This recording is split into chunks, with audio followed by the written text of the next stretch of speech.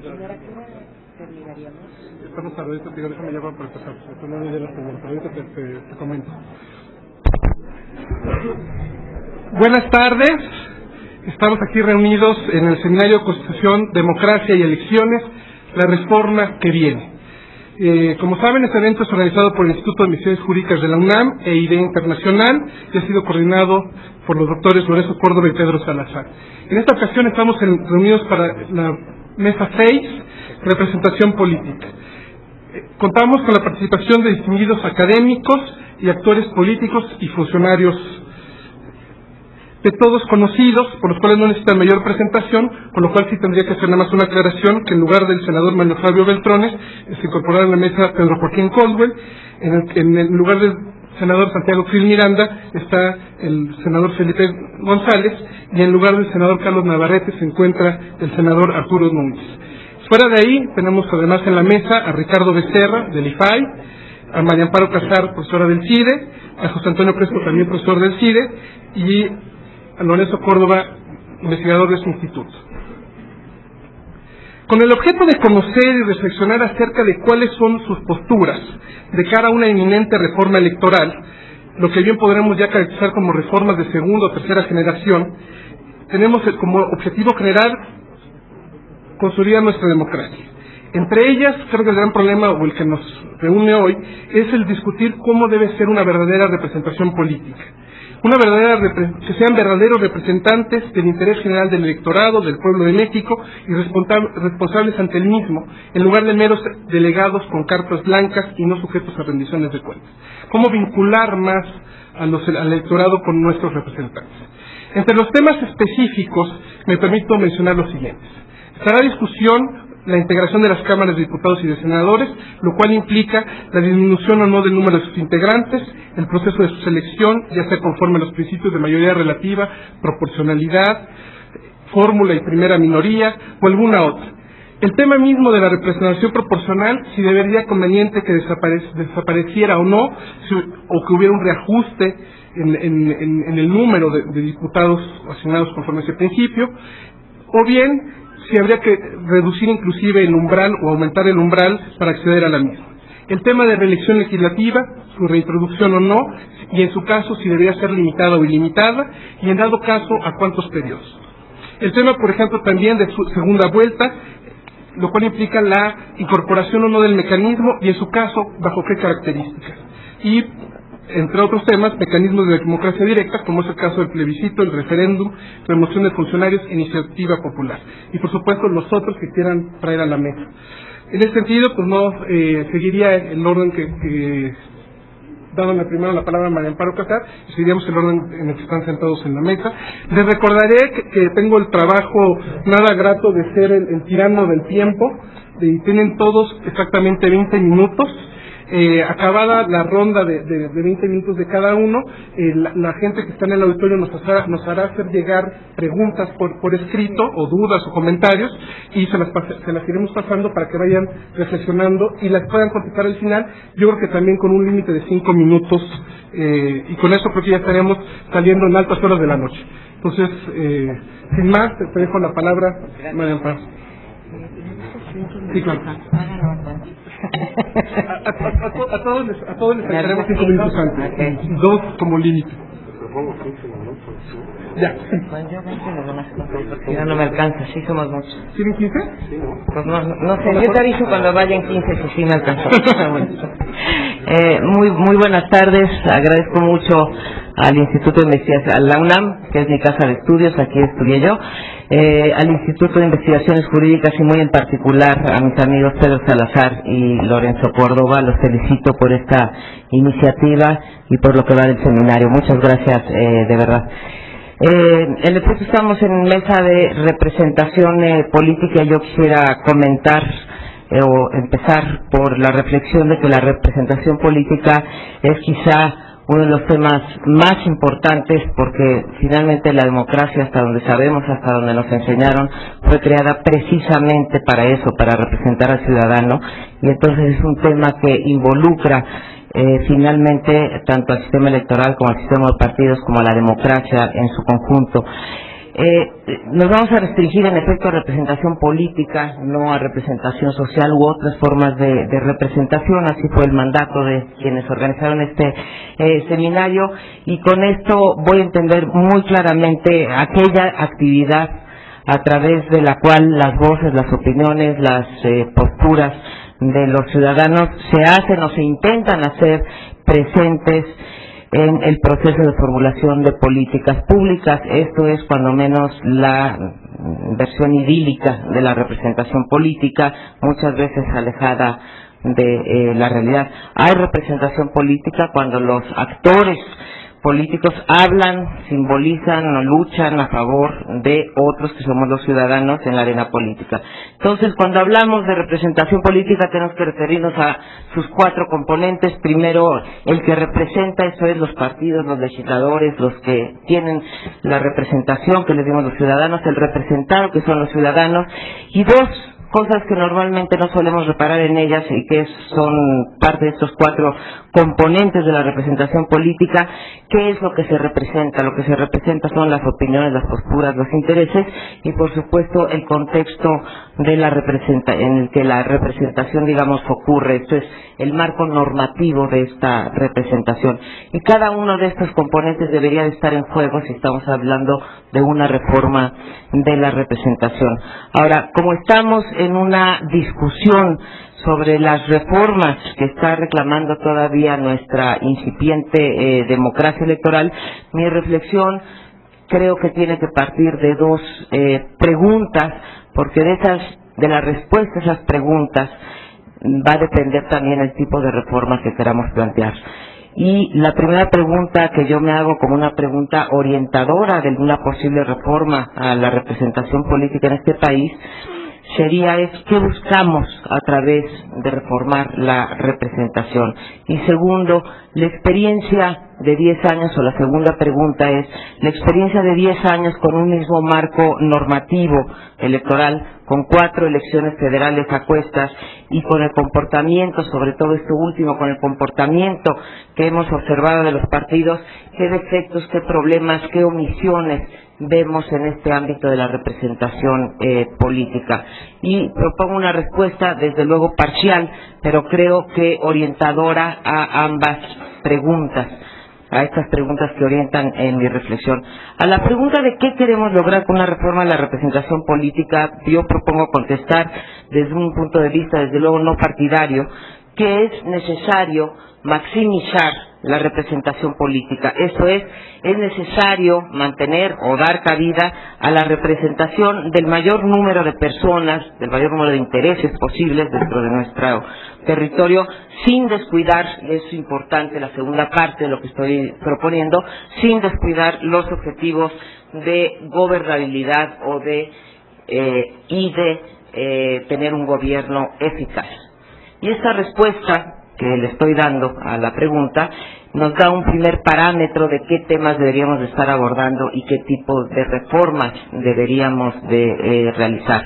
Me parece que ambos lados de la ecuación están definidos fundamentalmente por el sistema de representación, esto es la proporción entre la representación de mayoría y la proporcional, el monopolio de la representación política de los partidos, el número de partidos y desde luego por el vínculo entre representantes y representados. Estos 3 elementos a su vez afectan, y por eso digo que son parte de la misma ecuación, afectan la posibilidad de formar mayorías y llegar a acuerdos, y por tanto que afectan la gobernabilidad y la eficacia gubernamentales. Entonces voy a tratar en primer lugar este problema. La formación de mayoría y la inducción a la cooperación entre los partidos, entre los representantes, son quizá los principales problemas de cualquier sistema político, aunque se agudicen los sistemas presidenciales multipartidistas que difícilmente en condiciones democráticas permiten que el partido del presidente obtenga una mayoría en el Congreso. Desgraciadamente, la única fórmula verdaderamente eficaz, y aún esta con algunos bemoles, que se ha encontrado para superar el problema de la no formación de mayorías, ha sido el de la famosa cláusula de gobernabilidad, esta idea de otorgar en el Congreso una mayoría automática de 50% más uno al partido del presidente, pero esta reforma ha sido con razón rechazada, ha sido rechazada por antidemocrática, ha sido rechazada porque pervierte la voluntad ciudadana y finalmente la representación, y entonces, ¿qué puede hacerse para resguardar al mismo tiempo el principio de la mayor y mejor representación posible, al tiempo de procurar la formación de mayorías y la cooperación entre partidos que requiere un gobierno eficaz? Bueno, pues aquí la baraja de reformas posibles es muy extensa, nada más la voy a enunciar y me voy a concentrar en dos de ellas. Las enumero rápidamente. Primero, las que tienen que ver con la formación de mayorías y cuyo propósito es, entre otras cosas, evitar la fragmentación del sistema de partidos y también restar poder de chantaje a los partidos pequeños. La gama sería la siguiente. Primero, como ya lo dijo Inmer, alterar el sistema mixto de representación, desde luego las elecciones concurrentes, que está probado que cuando son concurrentes se tiende a votar, el partido del presidente tiende a obtener más curules. La elevación de los umbrales de entrada, cada uno tiene sus pros y sus contras. Los mecanismos que eviten coaliciones cuyo propósito sea conseguir el registro para partidos que no pueden acreditar su representatividad. Ahora voy a entrar más a detalle Desde luego la elevación de requisitos para formación de nuevos partidos, las candidaturas independientes y la doble vuelta. Estas 7 son la gama de reformas. Ahora, ¿cómo escogemos entre estas? ¿Cuáles son los pros y los contras de cada una? No tengo tiempo de entrar a cada uno, entonces creo que podríamos priorizar 3 en atención siempre a los propósitos de maximizar, insisto, representación y gobernabilidad. Primera reforma, umbrales. Me parece que plantear elevar los umbrales así nada más a 5%, como en el sistema alemán o en algunos otros, en el caso de México, que tenemos una democracia incipiente y donde hay partidos que no han tenido todavía oportunidad de desarrollarse, a lo mejor sería un poco salvaje, digamos, ¿sí? Pero ¿por qué no nos planteamos un umbral diferenciado para los partidos? Yo propondría en particular que para aquellos partidos que aún no han tenido registro, esto es, que están entrando a la arena política, el umbral podríamos mantenerlo en 2%, como está ahora, pero para aquellos que ya gozan de su registro, con todas las prerrogativas que esto supone, porque una vez que tienes el registro, tienes todavía más dinero que el que se te dio para competir, o sea, tienes más acceso a recursos públicos. ¿Por qué no proponemos una reforma en donde se eleve el umbral a 5% para mantener el registro? Insisto, solo para los partidos que ya lo tuvieron y que por lo tanto ya tuvieron acceso al Congreso. Entonces yo propondría que partidos como el PT o Convergencia o como Nueva Alianza o Socialdemócrata, que llegaron con 2%, unos con 2.5%, otros con más incluso, una vez que ya tienen su representación en el Congreso, la siguiente elección tienen que mantener el 5% para poderse mantener dentro del Congreso. Creo que con esta propuesta se permitiría a los partidos en gestación, en desarrollo, entrar al sistema de partidos, pero al mismo tiempo dejaríamos de premiar a partidos que no representan muchas veces más que intereses particulares o, como vimos en el pasado reciente, intereses familiares, como fue el PAS o como fue el PSN, el Partido Social Nacionalista. Esa sería una primera propuesta que creo que se podría introducir. Una segunda es la de las coaliciones. Creo que es ya indispensable, y está ligado con los umbrales, establecer reglas que den cuenta de por qué partido se votó en una coalición. Esto es, en el caso de alianzas, el reparto de puestos al Congreso, que no sea por convenio entre los partidos, sino que es entre los partidos que se coaligan, sino por ley. Esto es, no puede decidir, por decir algo, en el sexenio pasado, en el 2000, el PRD y los partidos que se coaligaron, decidir cuántos curules le va a tocar a cada uno de los partidos, ¿sí?, de acuerdo al digamos, al acuerdo previo que hicieron las cúpulas de estos partidos, sino que las boletas nos permiten, el conteo de las boletas nos permite decir cuánto sacó cada uno de los partidos. Y la tercera que metería también con el mismo propósito, o me gustaría discutir, es lo de las candidaturas independientes. Abro mis cartas, yo no estoy a favor de las candidaturas independientes en términos generales. Creo que lo que se ha llamado el monopolio de la representación política que hoy ostentan los partidos debe mantenerse cuando menos para presidente, para Congreso y para las gubernaturas, pero otra vez metería algo diferenciado. Yo liberaría las candidaturas independientes a nivel municipal. Las razones son, me parece que es a partir del nivel municipal, a partir de donde pueden comenzar a crecer los partidos y donde es más necesaria la cercanía entre la autoridad y el ciudadano al que representa, es donde es más directa. Entonces, propondría esas tres reformas: umbrales, coaliciones y candidaturas independientes en el sentido que acabo de mencionar. Este sería un primer bloque. Ahora, las que tienen que ver con la cooperación de poderes, aquí también hay una gama amplia de reformas, algunas de las cuales estoy de acuerdo, otras no. Se ha manejado desde la ratificación del gabinete, los gabinetes de coalición, que me parece que no es motivo de una reforma, sino más bien de acuerdos políticos, pero bueno, los poderes de urgencia, emergencia, decreto o delegación, y las reformas para impedir los rezagos en el trabajo legislativo, la propia reelección y el jefe de gabinete. Me encantaría poder hacer una discusión sobre jefe de gabinete, que desde mi punto de vista le estamos pidiendo demasiadas cosas a la figura del jefe de gabinete y no te da lo que la mayor parte de la gente que promueve esta reforma piensa que te va a dar, pero otra vez no puedo entrar a cada una de estas 6 reformas y quisiera priorizar 2. La reelección, por el triple motivo de que te permite un mejor y mayor vínculo entre representantes y representados, la especialización de los legisladores y un argumento que no suele decirse, que es el de las relaciones iteradas. Esto está comprobado que aquellos legisladores que tienen un espacio de tiempo más largo de trabajo, digamos conjunto, no nada más de 3 años, sino quizá de 6 o 9 o 12, según la modalidad de la reelección, tienden a llegar a más acuerdos que aquellos que solamente permanecen 3 años en las cámaras o 6 en el caso de los senadores. Esa sería de este bloque, del bloque, digamos, que tiene que ver con la cooperación entre poderes, la primera que yo priorizaría. Y la segunda es esta, que yo le llamo trámite legislativo preferente, pero que en otras culturas presidencialistas, en otros sistemas presidencialistas, se llama poderes de urgencia, y que me voy a referir a esta reforma un poquito más adelante cuando hable del vínculo con los representados. La dejo para más adelante y ahorita la explico. Y finalmente un tercer bloque que tiene que ver con los tiempos de negociación y acuerdo, que ya ha sido motivo de este seminario, que es concentrar los calendarios electorales, no tenerlos tan dispersos.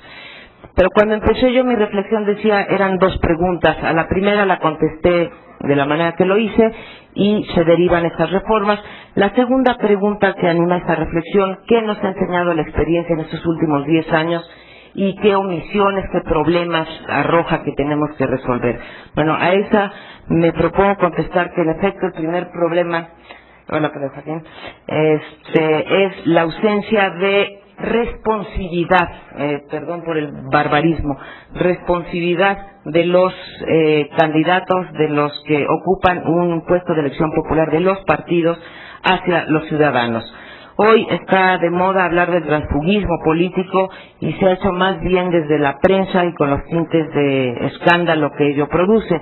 Pero el problema del transfugismo político hace referencia a un problema real de la creciente distancia, de la creciente independencia de los partidos y sus militantes respecto a los ciudadanos que los eligieron o que están por elegirlos. Una distancia que me parece habla del vínculo entre ellos, entre representantes y representados, no solo desde la perspectiva de la ausencia de reelección, que es lo que normalmente nos fijamos, que ya de por sí atenúa ese vínculo, sino también desde la perspectiva de que el ciudadano no tiene forma de protestar, no tiene forma de hacer valer su voto cuando votó por un candidato de un partido con toda su plataforma política, con todo su programa de acción, con la oferta electoral que hizo, y este representante decide cambiarse de partido o de fracción parlamentaria una vez electo. Tenemos muchos casos. Si quieren pongo un extremo, un partido que le regala a otro partido un diputado con el solo fin de que pueda construir un grupo parlamentario, porque si no tienes grupo parlamentario no tienes acceso a una serie de recursos, no tienes acceso a mejores oficinas, a viajes, a participar en comisiones, a presidirlas, etcétera, ¿no? Entonces, bueno, aquí nos está presentando un problema real. Estoy consciente, no me engaño, que desde que se inventó el gobierno representativo se instituyó entre sus principios que quienes gobiernan son nombrados por elección y que la toma de decisiones de quienes gobiernan conserva cierto grado de independencia respecto de los deseos del electorado y que en consecuencia los, digamos, representantes pueden ofrecer promesas o programas y tienen la libertad después o no de cumplirlas, pero creo que ya estamos llegando en nuestro sistema político a límites en los que los partidos no se comprometen más que con los intereses del propio partido, que dicho sea de paso tienen que ver las más de las veces con el reparto de poder entre las cúpulas. Las consecuencias de esta práctica reiterada, cuando sus efectos suponen la alteración, me parece, de la representación política durante la misma legislatura, cambiando la orientación de la relación de fuerzas surgida en las urnas, no solo son perjudiciales para la gobernabilidad, sino que también deterioran los fundamentos del sistema político, propiciando una serie de, digamos, disfunciones y comportamientos que pueden instalarse de forma endémica en nuestra vida pública o que ya están instalados de manera endémica en nuestra vida pública. Se ha hablado en este seminario de la rendición de cuentas de los partidos, pero más en el sentido de que rindan cuentas sobre los cuantiosos recursos públicos que reciben, pero poco se ha dicho, me parece, en este seminario de la rendición de cuentas a los ciudadanos. Y aquí quiero referirme a este problema a través del que está siendo presa la política mexicana de manera más recurrente y que toca el centro de la representación, que es este del transfugismo, y a otro que tiene que ver también con el trabajo legislativo y que tiene que ver con la representación en términos de la formación de políticas públicas. Los partidos, en efecto, son el principal, y así debe de ser, vehículo de la representación política. No me asustan los cargos de partidocracia. Me parece que está bien.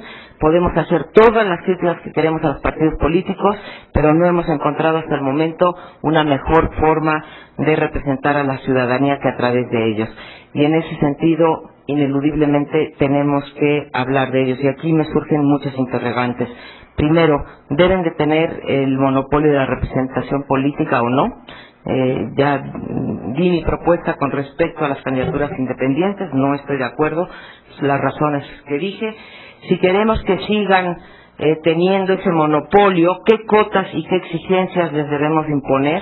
Los puestos a los que llegan a través de los partidos, los candidatos, ¿son del partido o son del individuo? ¿Y a quién elegimos, al partido o al candidato? Puede parecer banal la pregunta, pero creo que no lo es. ¿Hasta qué punto son responsables los individuos y hasta qué punto los partidos? La legislación no es clara ni sistemática a este respecto. Por ejemplo, algunas leyes electorales hacen responsables a los candidatos por violaciones a la ley, pero otras a los partidos. En las mismas legislaciones hay ocasiones que el sujeto responsable es el partido y en otras es el candidato. Entonces eso no está resuelto. Y el otro problema al que me refería también de representación es el del trabajo de los legisladores, que toca los temas de representación y gobernabilidad, sin aceptar, y aquí viene la propuesta del trámite legislativo preferente, sin aceptar las facultades del Congreso. Encuentro que la manera de, y sé que estoy aquí en presencia de 3 legisladores, miembros del Poder Legislativo, sin aceptar sus facultades, porque yo sé que todo el mundo es celoso de las prerrogativas que tiene, o de las facultades de la autoridad, encuentro que la manera de aumentar la gobernabilidad y elevar el nivel de eso que llamamos responsabilidad frente a los ciudadanos puede ser a través del trámite legislativo preferente, y que en otros sistemas, como les decía, se ha llamado de urgencia. Lo explico rápidamente porque me quedan 2 minutos. Se trata de un procedimiento que, sin restar facultades, sin restar soberanía al Congreso, obliga a los legisladores a definirse sobre ciertos temas. Se trata de que a ciertas iniciativas se les permita tener un estatus especial, en el sentido de que deben de ser dictaminadas en cierto plazo perentorio. Se trata, si lo quiero ver desde el lado positivo, poner un incentivo a los legisladores para que se pronuncien sobre ciertas iniciativas, insisto, aprobando, rechazando, modificando. No se les quita su posibilidad de decidir, o, si lo quiero poner desde el lado negativo, sí, de castigar la inacción de los legisladores. Se trata, por último, de aclarar, de transparentar en un sistema presidencial ante la ciudadanía de quién es la responsabilidad cuando no pasan ciertas reformas que requiere el país. ¿Es del Ejecutivo? ¿Es del Legislativo? ¿De quién es la responsabilidad cuando pasan meses, años o décadas sin que se tomen decisiones en un sentido o en otro sobre problemas que ya no pueden esperar? En concreto, creo que aún cuando las reformas podrían ser muchas, si nos vamos a una reforma mínima del Estado que nos toque representación política y gobernabilidad, propongo abocarnos a 4 que podrían mejorar el sistema de representación política a la vez que fortalecerían la gobernabilidad, que son la reelección, la modificación de umbrales en el sentido de tener umbrales diferenciados, 2 para los que compiten por primera vez, 5 para los que ya lograron representación en el Congreso. Tercera reforma, la introducción de candidaturas independientes solo a nivel municipal, manteniendo el monopolio de la representación política dentro de los partidos políticos, dentro del sistema de partidos. Y 4, el trámite legislativo preferente como forma de incentivar a sacar estas reformas. Muchas gracias.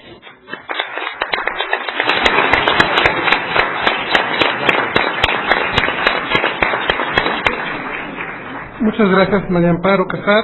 De hecho, ya ayer fuimos testigos que en el Senado ya fijaron que tienen que discutir una serie de reformas en un plazo perentorio de 12 meses, a ver cómo da ese resultado, pues ya estamos en esa línea, y las demás propuestas creo que muy atendibles, y sobre todo a mí en lo personal me gustó mucho la diferenciación entre obtener un registro y mantenerlo. Me parece que es muy atinada tu sugerencia. Sin más, tiene la palabra el senador Felipe González. Muchas gracias. Muy buenas tardes y muchas gracias por la invitación.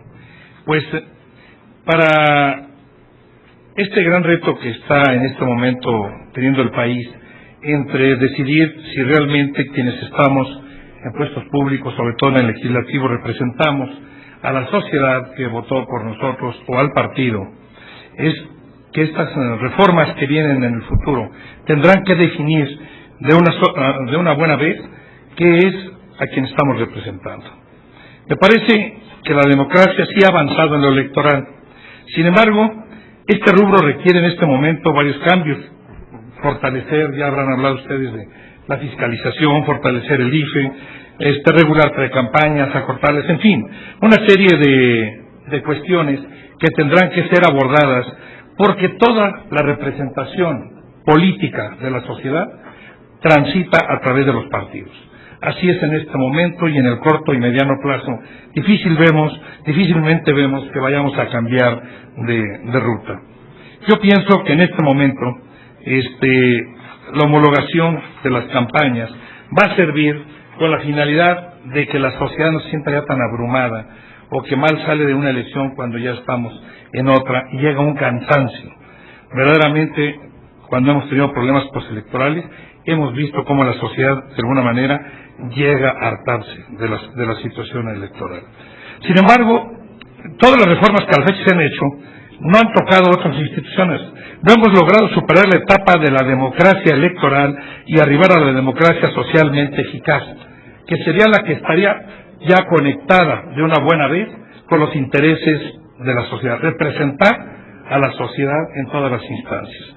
y a que esta democracia socialmente eficaz genere beneficios a los ciudadanos, pero sobre todo a los que menos tienen, y más en un país en donde la mayor parte de nuestra sociedad sigue siendo la de más carencias, los más pobres. En este momento no tenemos una democracia funcional precisamente porque no tenemos esa democracia socialmente eficaz y nos dificulta los acuerdos, porque es una democracia de minorías. La democracia debe ser de mayorías. Lo importante es que estas no se vean bloqueadas.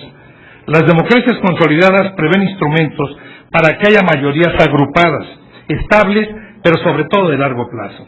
Un país no se puede reinventar en el corto plazo. Es muy difícil que así podamos transitar hacia la modernidad. Por ello, es posible cumplir la oferta de los candidatos en campaña y traducirla en políticas del gobierno al tiempo que se honra el mandato de electores cuando tenemos mayorías. De otra manera, estamos cayendo en el vicio de que aún teniendo nosotros promesas de campaña, tenemos plataformas electorales, cuando se llega a un puesto no se le cumple a la sociedad que dio el voto a aquel que en su momento está llegando a esa responsabilidad, porque no tiene la mayoría para hacerla efectiva. Y finalmente, esto constituye de alguna manera un desencanto y una vez más volvemos a fallarle a la sociedad. Yo pienso que el constituyente en el 17 no previó, no avisoró las condiciones de que México llegaría a tener la pluralidad, la autonomía en los poderes de los que estamos viviendo hoy. Por eso esta reforma tiene que contemplar los intereses de la sociedad más que la de los partidos, más que la de las instituciones, porque al final deben de estar al servicio de la misma. No contamos en este momento con instrumentos que permitan generar estas mayorías estables en el gobierno. Vaya, no tenemos ni siquiera incentivos de colaboración entre las minorías. Es muy difícil cumplir, pues, con estos compromisos. Esto desdibuja el mandato ciudadano y se vulnera la columna vertebral de la democracia. Un sistema democrático, cuando es inoperante, cuando no hace posible que se cumpla el mandato de los electores, propicia el alejamiento de los mismos de las urnas, pero aún más, que sean por otros conductos la forma en que la sociedad busque que se cumpla con sus necesidades. Por ejemplo, el Poder Ejecutivo surge de un mandato a partir de un conjunto de ofertas aceptadas y votadas por los ciudadanos. En ese mismo momento surge un mandato también a favor de quienes integrarán el Poder Legislativo. Sin embargo, el mandato del Ejecutivo no puede cumplirse sin mayorías parlamentarias, pero el Congreso se integra por minorías y peor aún, no existe ningún sistema de arbitraje para armonizar ambos mandatos. Consecuentemente, el voto del elector no podrá traducirse en políticas públicas. Además, en México el federalismo fue concebido reconociendo las entidades federativas. Hasta hace poco vivimos problemas de distribución de competencias y sobre todo de un centralismo en algunas decisiones, sobre todo desde el punto de vista de políticas nacionales. Más recientemente fue la redistribución de competencias y el fortalecimiento de las capacidades de los estados lo que ha generado problemas de controles y de falta de rendición de cuentas. La Federación ha transferido facultades y recursos a las entidades, pero no se han creado los instrumentos de control y de fiscalización, y en algunos casos se han descentralizado programas, pero no recursos suficientes para que puedan ser atendidos los mismos. Pero esto no perjudica al Estado o al municipio, sino a los servicios que hace la sociedad. Al final de cuentas, esa representación política no está cumpliendo para lo que fue votada, para lo que fue impulsada, que estoy en su posición. Hemos dejado atrás, es cierto, lo que se demandaba de democracia sin adjetivos, que se enfatizaba en el respeto al voto allá en los 70s, 80s. Hoy, que tenemos una democracia electoral, nos damos cuenta de que lo que le hace falta es de eficacia social, el compromiso de esa representatividad política que debemos de nunca perder hacia la sociedad. ¿Se puede ser libre sin condiciones materiales mínimas de bienestar? ¿Se puede ejercer los derechos fundamentales de las personas sin parámetros indispensables de educación, de salud, de seguridad, de servicios, de información? No es posible. Esto tiene que dar esa contestación. Esto hoy por hoy, nosotros tenemos que estar buscando que esta representación política se traduzca en que le demos estas condiciones de todo tipo hacia la sociedad. La reforma del Estado debe buscar condiciones para que la democracia funcione, mayorías agrupadas en una representación política eficaz que le permita expresarse.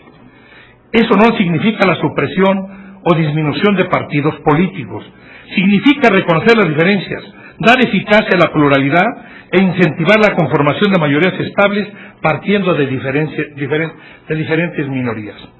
La composición de la representación se renueva periódicamente a través de las urnas, donde los electores expresan su voluntad y confieren un mandato. Si ese mandato se deposita en minorías incapaces de agruparse en mayorías, el resultado práctico es la anulación del mandato. El resultado práctico es la anulación del mandato. El sistema se vuelve inoperante y disfuncional. Con ello, afecta el alma misma de la democracia. Es urgente, es cierto, de modernizar las instituciones de tal suerte que se pueda construir estas mayorías estables, y hay varias alternativas para ello. Una de ellas sería construir las mayorías en las urnas, o incluso antes de que los electores acudan a sufragar. Se requieren cambios en el sistema electoral. El sistema actual las desalienta, porque multiplica los costos a los partidos que se coligan, pero no hace lo mismo con los beneficios. En este caso, la posibilidad de rediseñar el sistema de alianzas o coaliciones o reflexionar en torno a la introducción de la segunda vuelta. En este aspecto de la reelección de los legisladores en la segunda vuelta, las encuestas que me ha tocado ver la rechazan en más de un 70% la ciudadanía. Todo el mundo habla del costo de una segunda vuelta, pero dicen, bueno, ¿y por qué no dejar abiertos los paquetes? ¿Por qué no buscar un sistema en el que podamos volver a contar y recontar? La democracia es 50+1. Y en la reelección también, de legisladores, yo he observado un gran rechazo a la misma. Estas medidas de las que hablaba anteriormente, a veces no son convenientes ni oportunas. La primera, porque existe la dificultad para aplicarlo respecto de la representación proporcional. Y la otra es porque debería establecerse no solo para el Ejecutivo, sino también para el Congreso. Para construir mayorías después de las urnas en el Congreso y traducirlas en votos parlamentarios, se propone instaurar un sistema semipresidencial, un jefe de gabinete, ratificado por mayoría calificada en el Congreso. Es un instrumento que permite el arbitraje entre el mandato del Ejecutivo y el del Parlamento, y de ese modo conforma mayorías para sacar adelante el mandato de las mismas. Ese debe ser el objetivo, que el sistema democrático genere beneficios sociales y materiales a los ciudadanos, es decir, que la democracia sea socialmente eficaz. Por otro lado, tenemos que tomar en consideración que para este país es imposible pensar que México tolere un trasplante de un sistema político extranjero en el mismo. Nuestro sistema lo vamos a tener que perfeccionar a la luz de nuestras necesidades, a la luz de nuestras experiencias. De otra manera, correríamos un riesgo peor que los problemas que actualmente estamos pasando. Si bien es cierto que la política es el arte de hacer posible lo que a veces parece imposible, mucha gente ayer, con el acuerdo que llegó el Senado, decía que se hizo algo imposible. ¿Por qué? Se supone que en el Parlamento es en donde buscamos llegar a los acuerdos. A ese grado ha llegado ya la percepción de la ciudadanía de que quienes representamos en un momento dado los intereses de un distrito o el pacto federal en el Senado de los Estados, no logramos ponernos de acuerdo en lo esencial para con todas y cada uno de los mexicanos. Yo pienso que nuestro sistema político, el cual es democrático, republicano, representativo, federal, y aparte divide los poderes para su ejercicio, debe ser manejado con una visión de Estado, ya no con una visión partidista, no es posible, no con una visión de preservar canonjías. Tenemos que llegar a perfeccionarlo y es el momento. La sensibilidad que existe en este momento nos da para que lo podamos hacer. En cuanto al plebiscito y referéndum, existe en muchos estados, inclusive se está tratando de perfeccionar, pero casi en todos la ley, el reglamento no se establece. porque en un momento dado se habla de que vendría a suplir al legislativo, cosa que no es cierto. Creo que debería de una vez por todas especificarse en qué puede funcionar y en cuáles no. Hoy la reforma del Estado toma el reto de que habrá una consulta popular. No será a nivel solamente del Parlamento, con el Ejecutivo. Va a haber una subcomisión que va a ser una consulta popular en todo el país. Hoy creemos que ahí vamos a ver cómo la ciudadanía siente si está o no representada políticamente en todos los niveles. Yo pienso que es el tiempo de la definición, de que sepamos todos los que estamos en los cargos públicos a quién nos debemos, al partido que nos abrió la puerta para llegar a él o a la sociedad que votó por nosotros. Muchas gracias.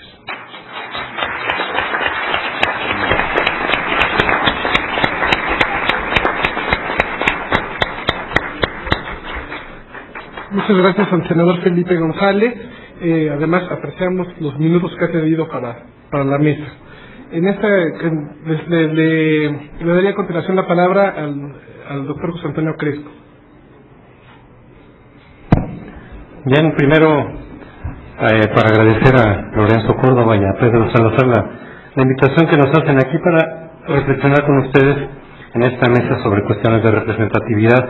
Me iría sobre algunos puntos. Desde luego respaldo lo que ya señaló Amparo Casar en el sentido de cambiar el régimen de coaliciones electorales y sustituirla por la de candidato común. Profundizaría un poco a lo que ya ha dicho ella, que es ciertamente con las coaliciones electorales tal y como las tenemos ahora a nivel federal, se distorsiona en buena medida y por doble vía, diría yo, la representación ciudadana. Primero porque permite que partidos que quizá no tengan el número de ciudadanos ni siquiera por el umbral actual del 2%, lleguen al Congreso, reciban financiamiento, tengan curules, como pudo haber sido el caso seguramente del Partido de la Sociedad Nacionalista, que todo el mundo recuerda, y que llegó en el año 2000 en coalición con el PRD, pero que después demostró no tener, y también el Partido Alianza Social, demostraron no tener el apoyo suficiente, además de no tener vergüenza, dicen aquí, pero bueno, no tenían el apoyo suficiente para tener el registro del 2%, pero incluso quienes sí pudieran tener ese 2% a través de las coaliciones, incrementan su representación de manera artificial a través de los convenios de coalición. De tal manera que, por ejemplo, pongo como ejemplo el Partido Verde, que cuando fue solo en 1997 logró alcanzar un senador, y sin embargo cuando fue en coalición con el PAN en el 2000 tenía 5 senadores, y ahora con el PRI, que tampoco estaba muy claro, porque las encuestas no permitieron ver en las del año pasado que el PRI tuviera una mayor intención de voto después de la coalición con el Partido Verde. La intención de voto no se movió después de la coalición con el Verde. Sin embargo, el Verde se hace acreedor a cerca de 20 diputados y 4 o 5 senadores, ¿no? También, cuando, repito, ha demostrado que por sí mismo podía obtener un senador. Entonces ahí se vuelve a distorsionar en detrimento de la ciudadanía, porque somos nosotros los que financiamos a esos partidos, la representación. Me iría enseguida a otro punto que tiene que ver con la participación electoral.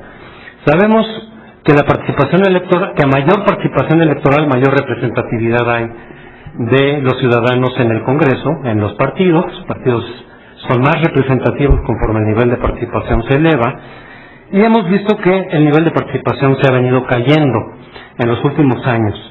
En 2003, en las legislaciones intermedias, fue el nivel más bajo del 40% de participación, pero incluso en la del año pasado, contrariamente a lo que se dijo mucho, el nivel de participación fue más bajo que en las 2 elecciones presidenciales previas. Se dijo mucho, probablemente para inyectar cierta legitimidad al proceso del que estaba careciendo, que había sido un nivel de participación como nunca, incluso comparable a los niveles de participación europeos. Las dos cosas no eran ciertas. El nivel de participación el año pasado fue del 58%, en el 2000 fue del 63% y en el 94 fue del 78%, de tal manera que vamos en descenso. Y bueno, la comparación con Europa no se resistía. Los niveles de participación en promedio en Europa son del 80 al 90% en promedio. Entonces, muy por debajo de eso. Aquí mi propuesta, que se vincula, que tiene algo que ver con la representatividad en términos de participación electoral, con uno de los temas que fueron tocados ayer, que es el financiamiento, es que el financiamiento público se les dé a los partidos no en función, o que uno de los criterios que se utilizan ahora es en función del porcentaje de votos que obtiene cada uno de ellos. Esta propuesta que han hecho ya desde hace tiempo algunos organismos cívicos es el de fijar una cantidad por voto real, es decir, por cada voto efectivo captado por los partidos se da una cantidad, de tal manera que se le vincula a los partidos con el nivel de participación electoral. Si asumimos que la baja participación de nivel electoral refleja de alguna manera un mal desempeño político de los partidos y refleja un alejamiento de los partidos respecto de los ciudadanos, creo que a través de esta fórmula se penaliza de alguna manera el mal desempeño de los partidos. Y porque de lo contrario yo no veo que les preocupe mucho la abstención. En el 2003 todos los partidos hicieron pronunciamientos al respecto, se dijeron preocupados, y creo que a la semana ya se les había olvidado, y por lo que vimos en los siguientes 3 años en realidad no estaban demasiado preocupados por el nivel de participación. Con esta fórmula sí les preocuparía porque les pega donde más les duele, que es el dinero, es el financiamiento público. Entonces lo dejo ahí como propuesta, y entraría finalmente a la cuestión de la segunda vuelta. En la segunda vuelta creo que se ha discutido mucho y se ha generado una serie de mitos respecto de las posibilidades y ventajas que puede aportar la segunda vuelta electoral.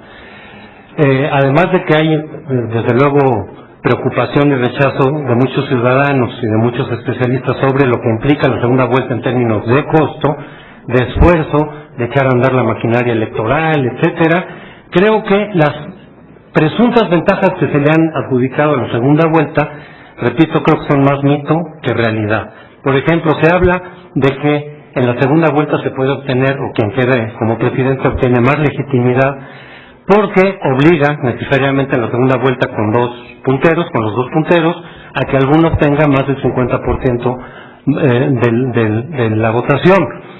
Pero en realidad ahí también me voy, para cuestionar esta legitimidad, me voy al número de votos directo, cuantitativamente. Hay muchos casos en América Latina donde tienen segunda vuelta, que quien gana la segunda vuelta puede quizá obtener un menor número de votos reales que quien haya ganado la primera vuelta, incluso si es el mismo, pero sobre todo cuando son dos personas distintas. Y entonces en términos de legitimidad realmente es una ficción, es una ilusión. Es decir, porque tienes 60%, pues sí, pero a lo mejor tienes, por decir algo, 10 millones, cuando en la primera ronda quien la haya ganado tiene 15 millones. Entonces, ¿en dónde está la mayor legitimidad? Otro de los mitos, creo, en torno a la segunda vuelta es que daría mayor gobernabilidad. Bueno, creo que si la segunda vuelta no se asocia al Congreso también, a los legisladores, como ocurre en Francia, que entonces sí puede traducirse el que gana la segunda vuelta con un mayor número de diputados de su partido en el Congreso. Por lo menos se habla de que podría eso aplicarse a los diputados de mayoría y quizá dejar los de representación proporcional sin ser sujetos de segunda vuelta. Pero en la fórmula que prevalece en América Latina, que es segunda vuelta solo para el presidente, eso de la gobernabilidad también me parece que es bastante un mito. Porque se puede dar también la situación, se ha dado, que quien queda en segundo lugar en la primera ronda y por lo tanto su partido en el Congreso queda también en una posición bastante débil, pueda ganar la segunda ronda, pero su partido ya se quedó con el nivel de diputados que ganó en la primera ronda, que puede ser minoritario. Entonces, en sí mismo esto tampoco contribuye a la gobernabilidad. Y por otro lado, yo pondría un ejemplo histórico de que tener un porcentaje de votos alto en la presidencia tampoco se traduce en gobernabilidad. Pondría el ejemplo, claro que en circunstancias muy especiales, pero creo que no deja de ser ilustrativo, el caso de Francisco Madero. Francisco Madero ganó, como ustedes saben, la elección en 1911 con 97-98%, eso se tradujo en mayor gobernabilidad, pues en absoluto. Se tradujo en que pudiera aprobar sus reformas en el Congreso, no. Se tradujo en mayoría en el Congreso, para el gobierno tampoco. Se tradujo en un golpe de Estado, sí, es decir, no evitó el golpe de Estado, ya sé que en circunstancias de mucha fragilidad institucional, pero ese es un ejemplo de cómo, aún teniendo 97% del voto, no necesariamente eso se traduce en mayor presencia en el Congreso, en mayor capacidad para llevar a cabo reformas y por lo tanto tampoco en gobernabilidad. Creo que es un mito esto de que el mayor porcentaje de votos que se consigue en términos porcentuales en la segunda vuelta se pueda traducir en gobernabilidad. Y ahí un poco, bueno, no un poco, sino mucho irónicamente, ha dicho nuestro amigo y colega Jesús Silva Cerco Márquez, que si de eso se tratara, si se tratara efectivamente de los porcentajes de votos traducidos en legitimidad y en gobernabilidad, pues deberíamos irnos a la tercera vuelta, pero ya nada más con un solo candidato, porque entonces ya consiguen 100% y entonces ya tienes garantizada gobernabilidad y legitimidad a toda prueba. Pero evidentemente el ejemplo refleja un poco lo absurdo del razonamiento. Finalmente, y para terminar, diría yo que a raíz de lo ocurrido en la elección del año pasado, también se ha empezado a manejar la segunda vuelta como la vara mágica que nos evitara una situación como la del año pasado, es decir, un empate técnico, un resultado tan estrecho que genere dudas, que genere, impugnaciones, la reticencia a aceptar el veredicto oficial. ¿Por qué? Porque pues, con una diferencia de 0.6% entre primer y segundo lugar, efectivamente un nivel de irregularidades que no necesita ser muy elevado pone en duda la veracidad del resultado, porque inequidades incluso no muy elevadas pueden ser determinantes en el resultado, porque no termina por ser muy transparente y muy claro el resultado, por lo menos para una buena parte de la población, y es muy fácil que se rompa el consenso electoral, es decir, que todo el mundo esté de acuerdo en que quien ganó, ganó en buena lid. Eso, desde luego, hay que buscar y explorar fórmulas para que eso no ocurra, o que la probabilidad de que ocurra sea menor. Hay fórmulas, pero no es la segunda vuelta necesariamente.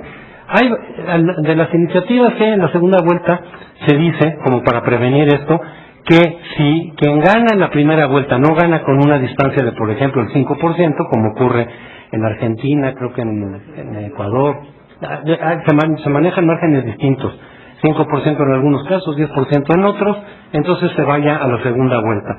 Pero generalmente la fórmula viene acompañada también de un umbral, que no tiene que ser necesariamente el 50% más uno, puede ser el 45%, como se está manejando en algunas de las iniciativas aquí en México, o del 40%. Y aquí pondría yo un ejemplo de por qué eso podría incluso ser contraproducente. Supongamos que, creo que la iniciativa que se está manejando, una de las iniciativas que se manejan en México es 45% del voto con un 5%, me parece, 5% de margen entre primero y segundo lugar. Supongamos que sí existe ese margen, incluso del 6-7% entre primero y segundo lugar, pero no se alcanza el 45%, sino que se logra un 43%, como fue el caso de Fox. Eso nos llevaría a la segunda vuelta, que quizá, además ya solamente con dos candidatos, se polariza más la elección, y entonces a lo mejor tienes una diferencia del 1%. Lo que no tuviste en la primera vuelta, a lo mejor sí lo tienes en la segunda, y entonces se genera la serie de conflictos, impugnaciones y dudas, como las que vimos el año pasado, cuando no las habías tenido en la primera vuelta. De hecho, un estudio de varios años, con varias elecciones de segunda vuelta en América Latina, hecha por un colega nuestro del CIDE, que es Gabriel Negreto, refleja que bajo el formato que se está manejando en México como posibilidad, en varias elecciones, cuando se pasa a segunda vuelta, el promedio es que en la primera vuelta había una distancia de 16 puntos entre primer y segundo lugar, que cuando se dio lugar a la segunda vuelta, ese promedio se cerró al 9%. Entonces, como tendencia, más bien, de ahí podemos inferir que podríamos, si ese es el propósito, podría ser contraproducente. No propongo yo, para efectos de ese propósito, de reducir la probabilidad de un resultado estrecho, no propongo quedarnos con la fórmula actual, porque también es muy propicia para tener este tipo de empates, como ya lo vimos el año pasado y lo hemos visto en varias elecciones estatales. Hay otras fórmulas que por falta de tiempo, y además el tema no es ese ahora, no voy aquí a discutir. Es una fórmula técnica más o menos complicada. Simplemente quiero decir, sí la hay, los legisladores deberían de explorarla, pero no creo que esa fórmula sea la segunda vuelta. Y con esto termino. Muchas gracias.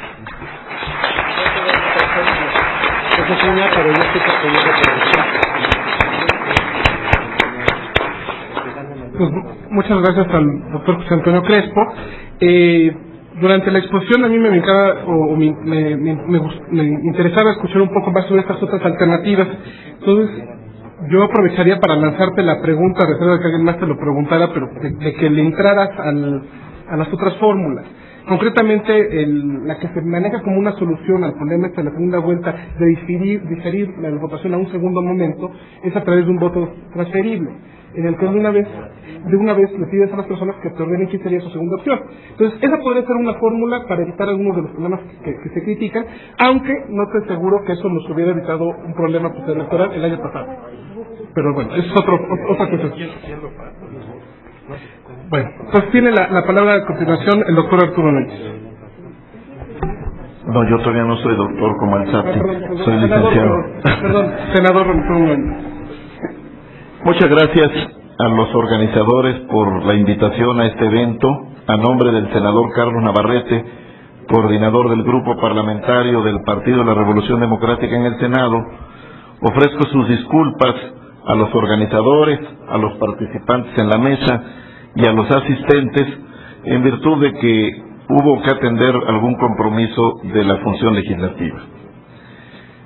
También me da mucho gusto que Jurídicas de la UNAM y que IDEA Internacional continúen en esta labor de promover el diálogo sobre temas relevantes para la vida nacional en este seminario sobre Constitución, Democracia y Elecciones, la reforma que viene. Me complace coincidir aquí con los senadores Pedro Joaquín Coldwell y Felipe González y con mis amigos María Amparo Casar, José Antonio Crespo, Ricardo Becerra y Lorenzo Córdoba para reflexionar sobre representación política. Como de previo y especial pronunciamiento, me gustaría decir que la representación política está en una crisis de civilización. Fue concebida en un estadio tecnológico hace 2-3 siglos y hoy muchas de sus instituciones, modalidades de funcionamiento se muestran rezagadas ante la dinámica vertiginosa del cambio tecnológico.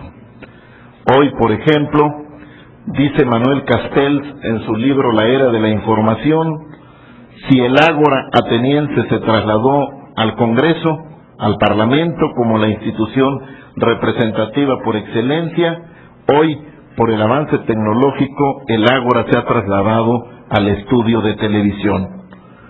Los medios de comunicación y los poderes fácticos que los manejan le disputan al Parlamento su función representativa de la más relevante. De tal manera que se plantean mecanismos para reemplazar la representación como la hemos conocido.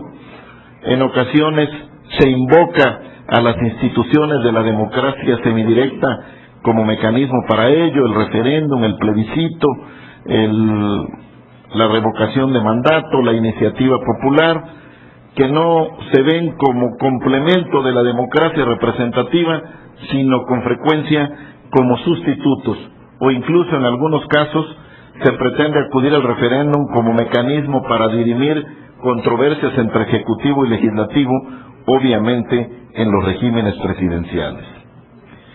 Voy a hablar de 3 aspectos de la representación política: de la forma de integración de las cámaras, el sistema electoral, voy a hablar del funcionamiento de las cámaras y voy a hablar de la agenda legislativa que tenemos por delante en el caso concreto de México en la actual circunstancia. Al Congreso mexicano se le viene reclamando que no da resultados.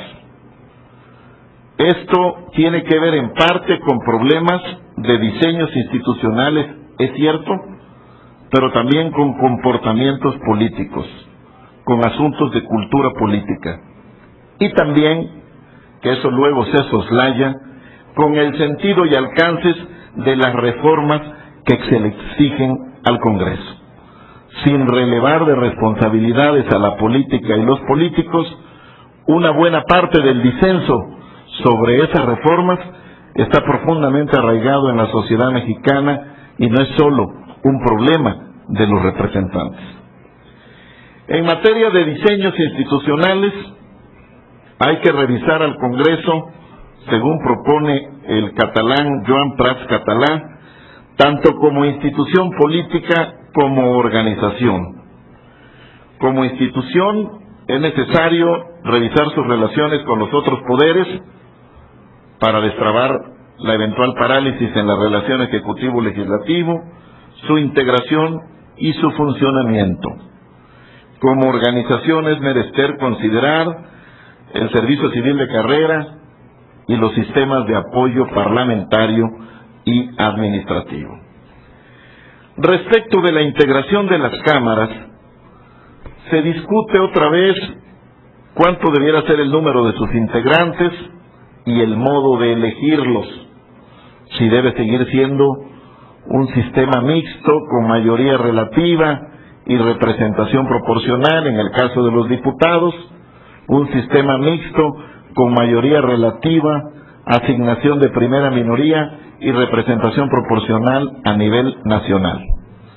Algunos, como Giovanni Sartori, en Ingeniería Constitucional, en la segunda edición que trae un adendo sobre el cambio político en México, de plano propone suprimir la representación proporcional.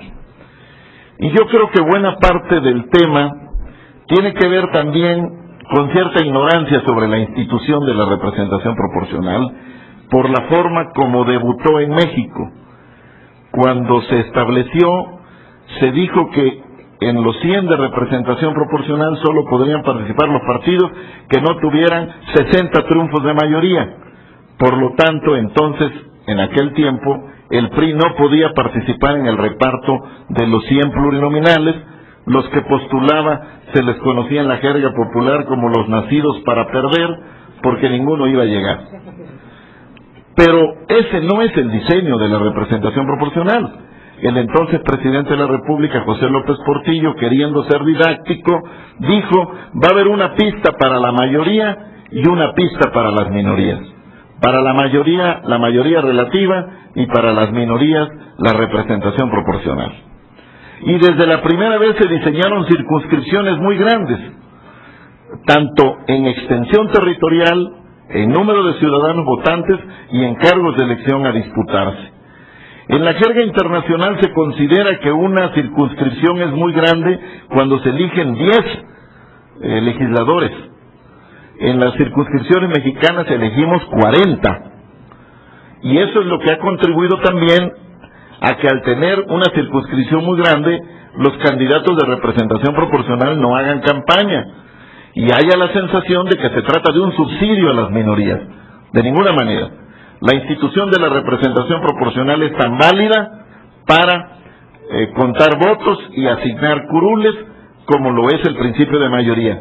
Todo depende qué es lo que se busque deliberadamente en el diseño institucional. Se dice que a los sistemas electorales en sentido restringido de la forma de convertir votos en posiciones en el Congreso, se les exige un poquito de todo. Los gobiernos y los organismos financieros internacionales quisieran que los sistemas electorales solo produzcan gobernabilidad. Los partidos políticos quisieran que el sistema electoral produzca representatividad de manera preeminente, no solo ello.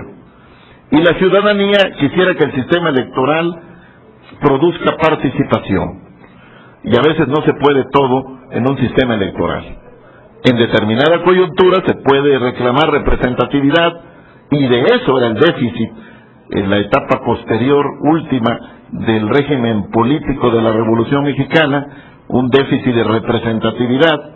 Nada más recordemos que en 76 hubo un solo candidato presidencial y con un superávit de gobernabilidad. Hoy quizás nos encontramos en la situación diferente. Traemos un superávit de representatividad, pero traemos, si no déficit, por lo menos problemas de gobernabilidad respecto de la nueva correlación de fuerzas en el Congreso, que por sí sola, dice Duverger, puede ser más importante que reformas constitucionales para un cambio de régimen político.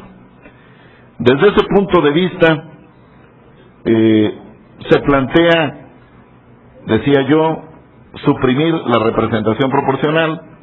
Creo que sería un absurdo de lo que hemos avanzado en términos de representación. Podría modificarse los números, las proporciones. Me parecería a mí que lo que hay que quitar es el subsidio de la primera minoría, y habría formas para lograr más representatividad de las fuerzas políticas por entidad federativa. Por ejemplo, si hacemos una circunscripción plurinominal de cada estado, es muy probable que la correlación de fuerzas que hoy reportan los dos de mayoría relativa y el de primera minoría fuese muy similar, pero sin que aparezca una asignación de que al que pierde también gana. Y desde luego está el debate sobre la circunscripción nacional de a qué entidad federativa representan los 32 senadores que se eligen por representación proporcional. En la reforma de 96, quienes la propusieron, Porfirio Muñoz Ledo, entonces presidente del PRD, y Santiago Oñate, presidente del PRI, dijeron que estos 32 senadores podrían representar al pacto federal en su conjunto, dado que la referencia de la representación por entidad federativa es tan solo un mecanismo de elección y no necesariamente una representación en términos de facultades legales. Si así fuera, bastaría el voto de los senadores si representaran a sus estados para reformar la Constitución y no necesitaríamos del voto de las legislaturas locales para recoger el voto de las entidades federativas. Por lo que se refiere a la conformación de un nuevo régimen político, ya se ha mencionado aquí, como objetivo de la consolidación democrática y para dar gobernabilidad, se habla de un replanteamiento en la relación ejecutivo-legislativo mediante, para algunos, parlamentarismo, para otros, semipresidencialismo, para otros, gobierno de gabinete con jefe de gabinete. Aquí en este punto yo coincido con Felipe González cuando decía que no podíamos hacer imitación astrológica y traer un sistema político ajeno. Yo creo, con Dieter Nolen, con Daniel Sobato, que hay que aplicar institucionalismo contextualizado. El contexto hace la diferencia. Sí, tenemos un Estado federal como el de los Estados Unidos de América. Sí, tenemos un gobierno presidencial como el de Estados Unidos de América, pero el contexto hace la diferencia. Ambas instituciones, federalismo y gobierno presidencial, funcionan de manera totalmente distinta. No nos vayamos a equivocar en copiar diseños institucionales a los que a veces les sobrecargamos la responsabilidad para eludirla de los comportamientos políticos. Todo está mal porque el diseño institucional no nos sirve. ¿No es cierto? Con esos diseños institucionales y sus insuficiencias, y de ninguna manera pretendería decir que no hay necesidad de reformarlos, pero llegamos hasta donde estamos. Y podríamos seguir avanzando si hubiera capacidad y voluntad políticas, que de eso estamos muy escasos. De tal manera que habría que también abordar en el tema de la representación política el funcionamiento interno de las cámaras del Congreso.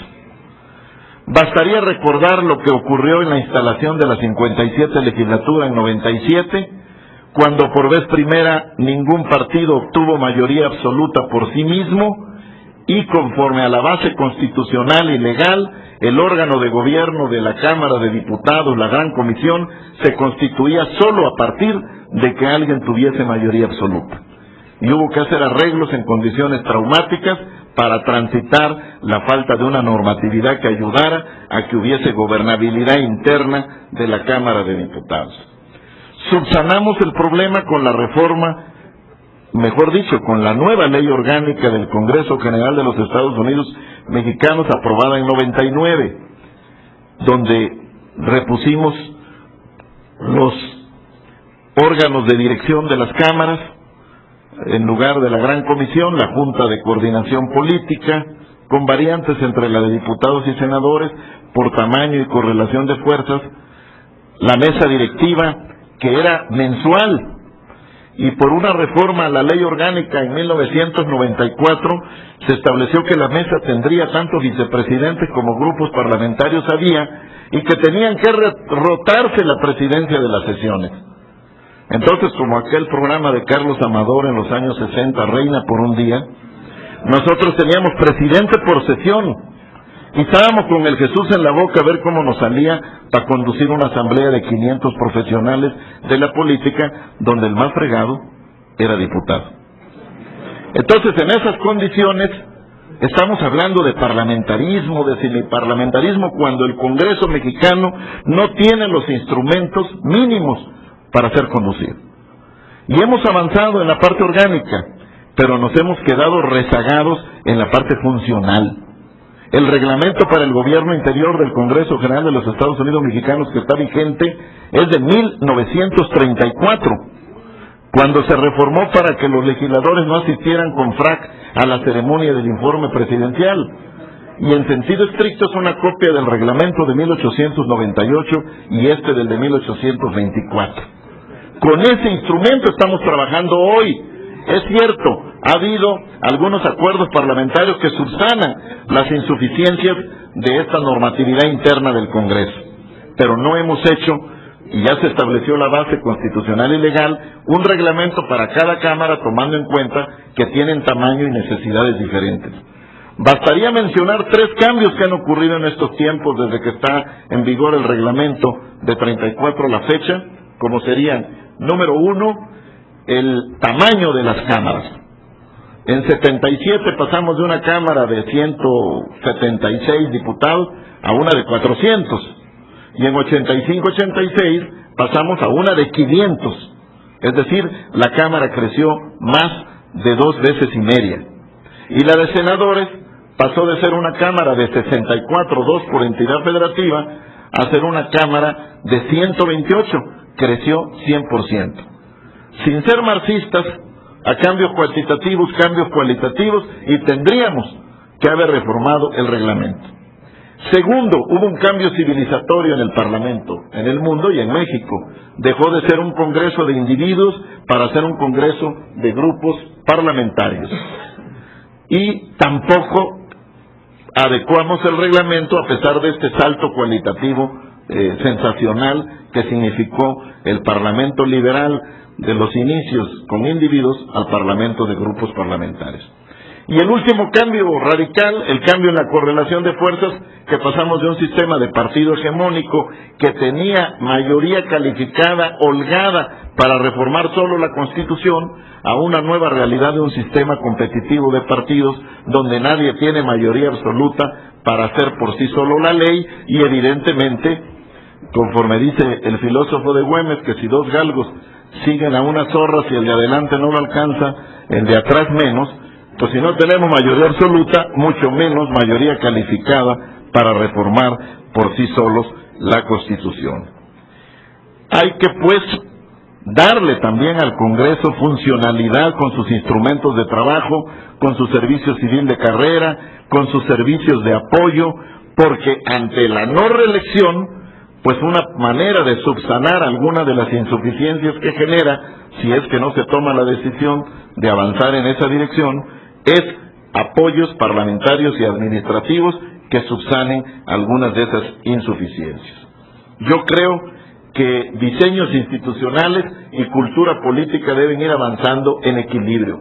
Si disparamos los diseños institucionales y hacemos una constitución muy bonita, es probable que repitamos el paradigma del virreinato: acátese pero no se cumpla, porque la cultura política no lo va a dejar pasar.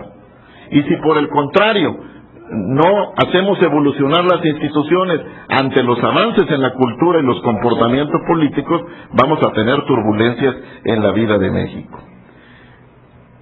Ya se ha mencionado aquí, como parte de la agenda, la necesidad de emprender cambios vía la ley para la reforma del Estado. Ya se profundizará y se conocerá. Apunto el tema de la agenda.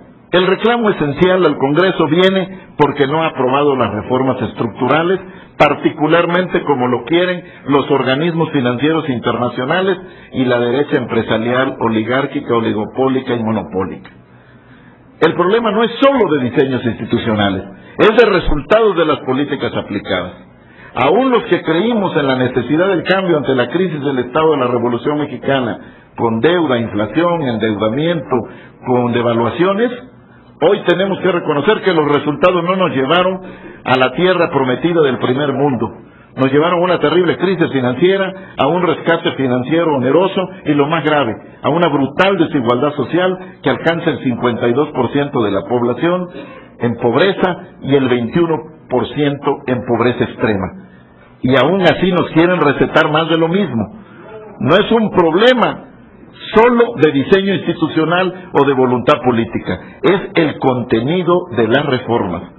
Y en ese sentido, en el PRD estamos claramente por un proyecto alternativo. Muchas gracias.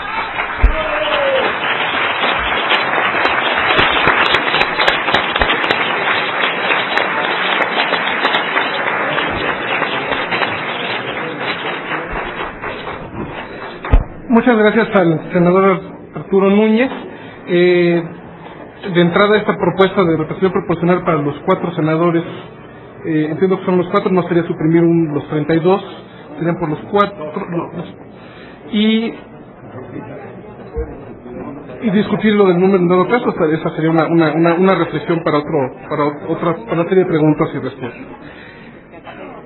Y también el tema de por qué nos centramos en nada más pensar que las formas de votación no es mayoría o es proporcionalidad.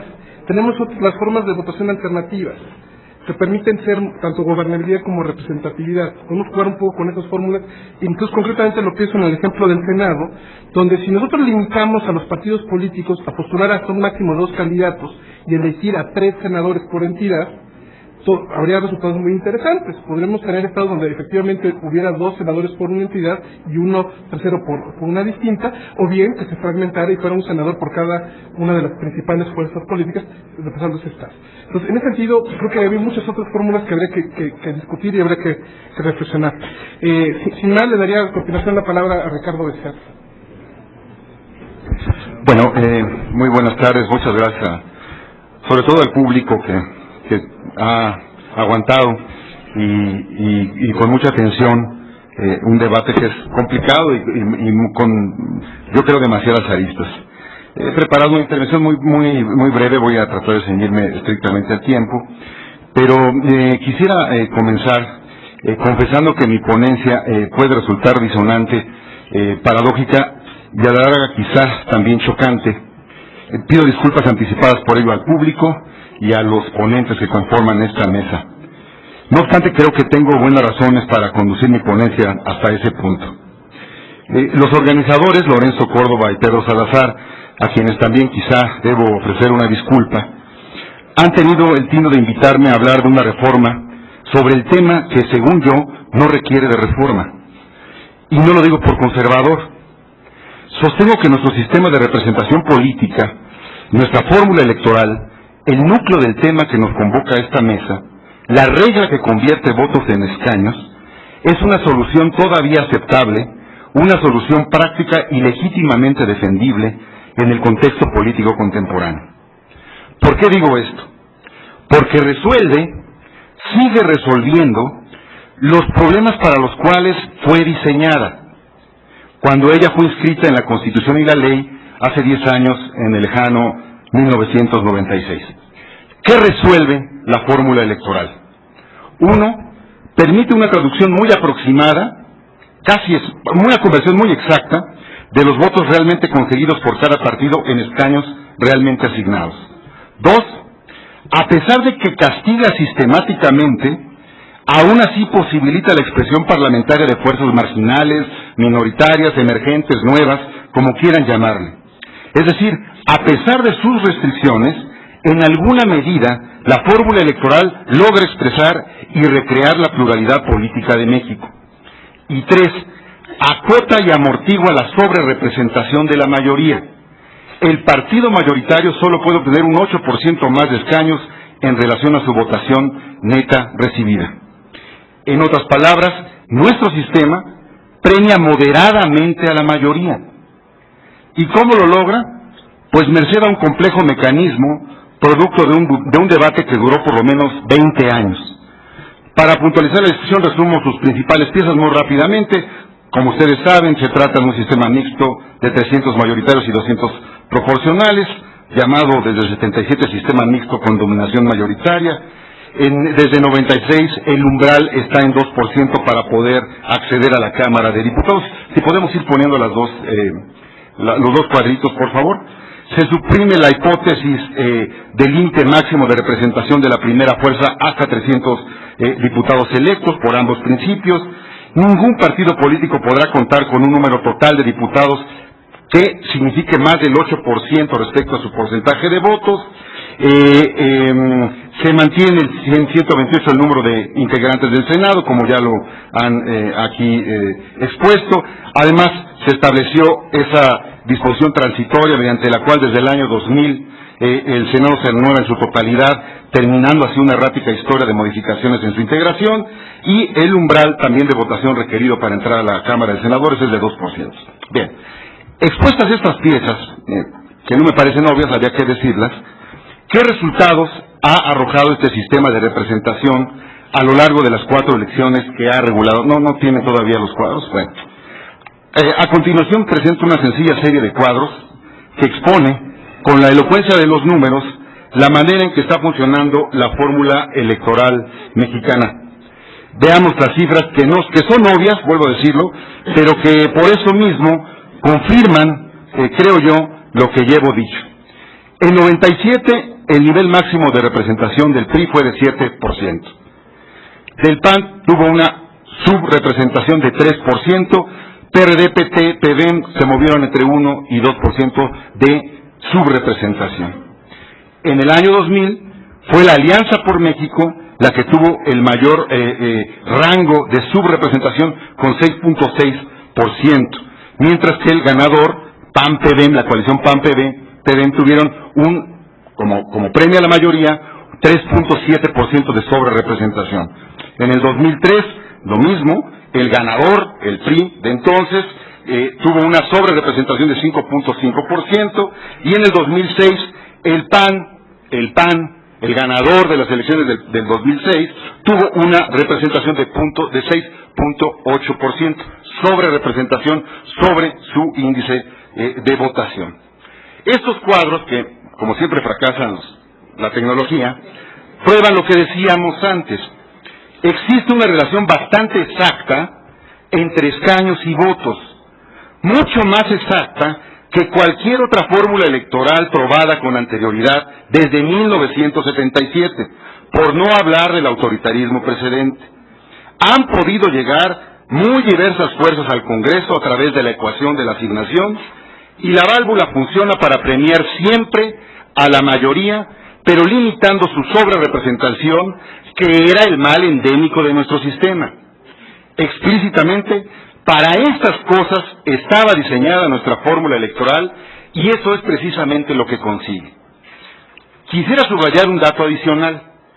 Contrario a lo que suele difundir algunos diagnósticos, esta fórmula castiga siempre, sistemáticamente, a los partidos minoritarios, siempre. Contiene y arrincona la real pluralidad política debido al umbral del 2% y dada la dominancia del sistema mayoritario o distrital. En otras palabras, nuestro subsistema no pulveriza ni fragmenta la representación, antes bien la acota. Pero hay algo más, una virtud que no aparece tan claramente en estos datos.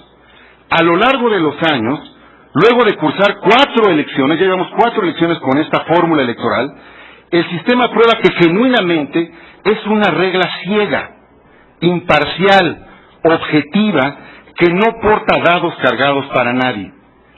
Quiero decir que la regla ha favorecido indistintamente al PRI, al PAN y en menor medida al PRD, que su acción no obedece más que a las variaciones reales ocurridas en la sociedad y en las preferencias ciudadanas. Creo que es defendible también por esto. Si la discusión partiera de los resultados, la conclusión es inequívoca. el sistema electoral no merece ser reformado, porque no produce problemas y antes bien ha contribuido a solucionar lo principal, disolver el autoritarismo al mismo tiempo que naturaliza la pluralidad. Y si todo esto es tan evidente, ¿por qué entonces es tan grande la corriente de voces que lo reprochan y lo impugnan? Creo que gravitan muchas razones. La primera es pura inercia. Los políticos y expertos no se imaginan una reforma electoral que se respete sin incluir este tema en la agenda. En todas las negociaciones electorales de la transición mexicana, 77, 85, 89, 93, en 94 no, pero sí en 96, el tema de la fórmula electoral ha estado presente una y otra vez como una constante que flota en el debate. Pero precisamente porque existía una enorme sobrerepresentación y una flagrante distorsión entre votos y escaños. Ya no la hay. Otra razón es el exceso de confianza de los políticos y de los académicos en sus propias ideas.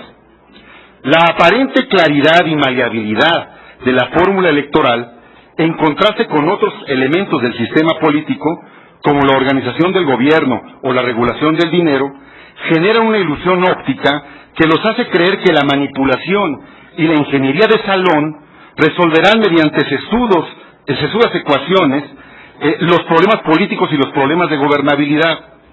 Para decirlo claramente, en la actualidad presentísima son mucho más decisivos los esquemas de financiamiento y la relación con el dinero que la sencilla y honrada fórmula electoral. Hay, sin embargo, otro tipo de razones, menos justificables, pero más profundas. Por ejemplo, la utopía conservadora que contra toda evidencia cree que México puede organizar su vida política en un formato bipartido. Contemplándose en el espejo norteamericano, hay quienes imaginan que la pluralidad producida en el cambio político de México es asimismo transitoria, y que nuestro propio destino manifiesto es emparentarnos cada vez más con el modelo anglosajón, en sus dos grandes partidos dominantes, con representantes surgidos en su totalidad de victorias mayoritarias, con su Congreso estable, coherentemente dividido en dos. Con esa visión en la cabeza, se elabora un diagnóstico que se cree moderno y que pugna ahora mismo por una contención o reducción de la pluralidad. Sostienen que uno de los principales problemas políticos de México hoy está en la forma en que se integra su poder legislativo. La existencia de tantos diputados de representación proporcional y de los 32 senadores de lista, dicen, fragmenta el Congreso, complica la negociación, premia a fuerzas pequeñas, impide la constitución de mayorías para gobernar y emitir leyes. Tanta pluralidad es insufrible. Escuchamos quejas farisaicas. Son muchos actores, siglas y colores los que debaten en el Congreso. Son muchos diputados de distintas corrientes y de distintas calidades.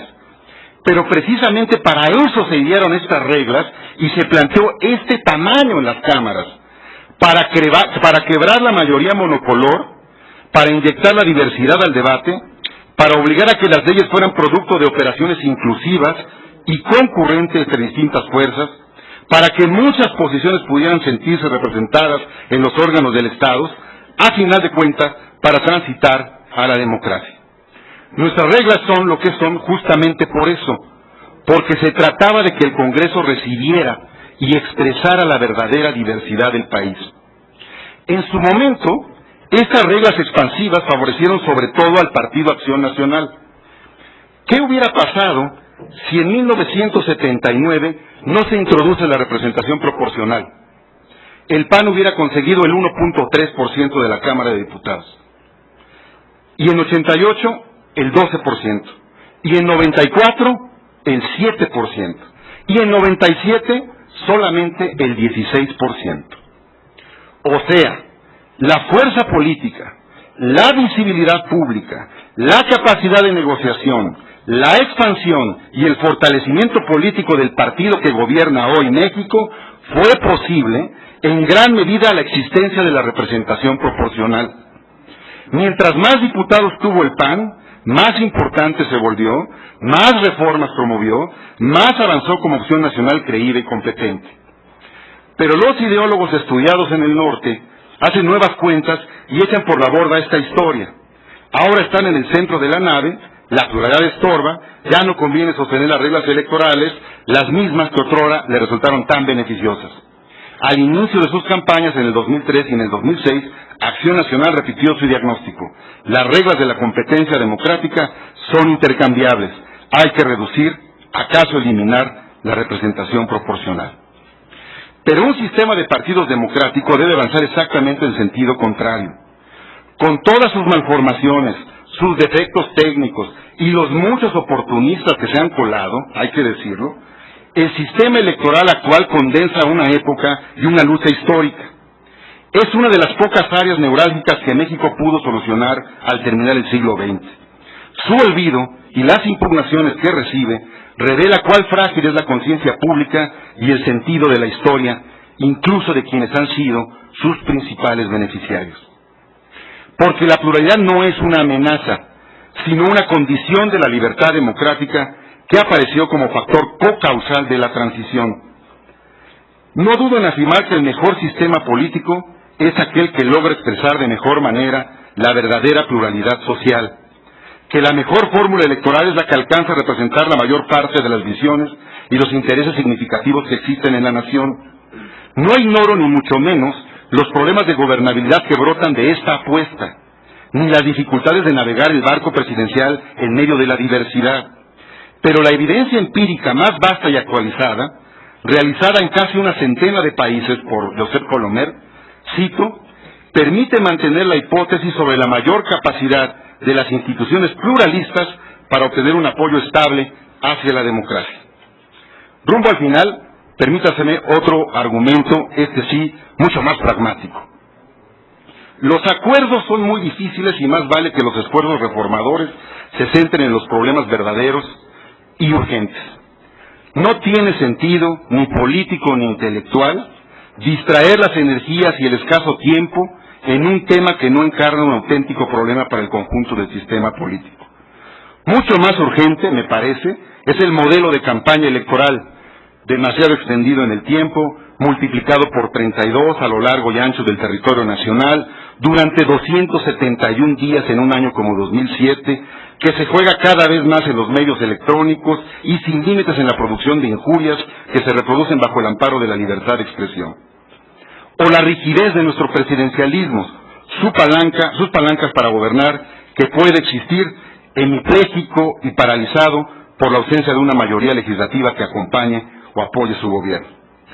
Creo que esos son los verdaderos problemas políticos del país y de este seminario, porque más allá de las apariencias y todos sus venerables antecedentes, desde las audiencias públicas para la reforma política en 77, las salvadoras mesas de Barcelona en 94 o los foros de consulta organizados por el IFE en 95, el seminario en el que estamos tiene la peculiaridad de ocurrir en una época enteramente distinta a sus precedentes, pues ya no se trata de una reforma pensada desde el autoritarismo y para transitar a la democracia, sino de una reforma que debe sacar a flote la dificultosa y rudimentaria democracia con la que contamos hoy. Este sencillo reconocimiento de la época hace, o debería ser, completamente distinta a nuestra deliberación, puesto que el centro de gravedad de la política se ha corrido hacia una esfera que ya no es electoral. En otras palabras, el problema político fundamental de México ya no reside en las reglas de la competencia y distribución del poder, sino en las formas y las palancas de la gobernabilidad. Voy a ser más preciso. Varios cambios en el terreno electoral son necesarios, indispensables, urgentes incluso. Precampañas, topes a medios, el modelo de campaña que invoca cada día de contienda a los demonios de la corrupción política. Sin embargo, desde hace por lo menos 10 años, el tema número uno de nuestra política es cómo hacer gobernable el país en condiciones pluralistas. ¿Cuáles son esas nuevas reglas y dispositivos que posibilitan una democracia que produzca? Los mismos temas, aunque con mucha mayor complejidad y sofisticación, que se abordaron en 77, se están reiterando en un aburrido ritual. Medios de comunicación, financiamiento, fiscalización, regulación de partidos, autoridad electoral, representación política, sistema jurisdiccional, las campañas, los comicios y su organización, etcétera. Todo esto es importante, pertinente, Pero si no tenemos cuidado, si no guardamos la distancia histórica que corresponde, si no sabemos reconocer dónde estamos parados, la discusión puede producir otro espejismo y conducirnos a una puerta con desenlace en el pasado, legitimando la idea de que la agenda de México en el año 2007 sigue siendo la misma que hace 10, 15 o 30 años, es decir, electoral. Es la paradoja en que puede desembocar nuestra discusión. A través de la reiteración temática, regresar a un punto que hace rato abandonamos en buena hora. Les dije que iba a parecer chocante, pero insisto, tal y como concluyó el proceso electoral del año pasado, con su inmensa cauda de impugnaciones, acusaciones, enfrentamientos y sobre todo con la resurrección de la desconfianza en la organización electoral y en el IFE, se puso una vez más sobre la mesa la modificación de muchas cosas en esta materia. Hay que discutirlas y cambiarlas, por supuesto, pero eso no debe hacernos perder de vista lo esencial, que la reforma política de México en el siglo XXI tiene que hacerse cargo ya, urgentemente, de los problemas congénitos del régimen presidencial. Un presidente que no posee mayoría legislativa que lo sostenga y lo custodie, la endémica confrontación entre el Ejecutivo y el Congreso, los gobiernos divididos, un federalismo cada vez más diverso y complicado, colonizado por todos los partidos y sin vértice que le dé coherencia, la falta de cooperación entre las fuerzas políticas, la escasa producción de acuerdos relevantes, la parálisis y la trabazón, son los temas nucleares de nuestro país en este tiempo y no serán modificados merced a ninguna operación electoral.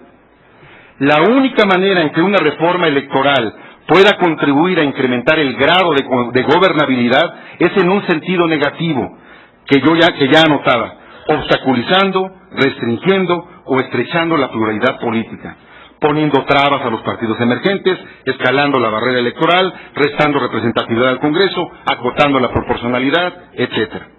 Mi diagnóstico plantea las cosas exactamente al revés. La democracia mexicana se abrió paso y se instaló merced a la acción de la representación proporcional y de la apertura de nuestra política al pluralismo. Pero lo que mantuvo intacto en estos 20 o 25 años de lucha política es el sistema de gobierno, que pide a gritos su propia reforma. Si se buscan nuevas condiciones de gobernabilidad por el lado electoral, inevitablemente acabarán dominando las propuestas de la derecha política hacia reglas restrictivas y regresivas. Por eso es preciso poner la mirada en otro sitio, en la esfera de gobierno, aquellos cambios que modifiquen el enmohecido sistema presidencial de México. Allí reside, creo, y está en espera, la verdadera agenda de nuestro futuro político. Gracias.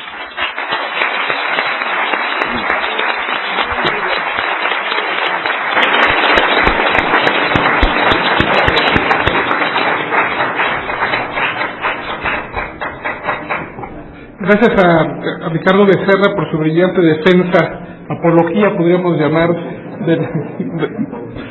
de los umbrales en la representación proporcional.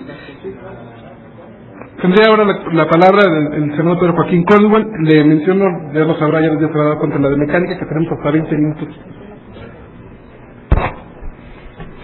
Muy buenas tardes. Yo quisiera expresar una disculpa del senador Manlio Fabio Beltrón, expresidente del Senado y coordinador del grupo parlamentario del PRI. Vengo con mucho gusto a este seminario de investigaciones jurídicas y de IDEA con su representación, y voy a hacer algunos comentarios no necesariamente a título de mi bancada, sino de las mejores intereses, creo yo, que pueda tener el país para el tema de la reforma del Estado.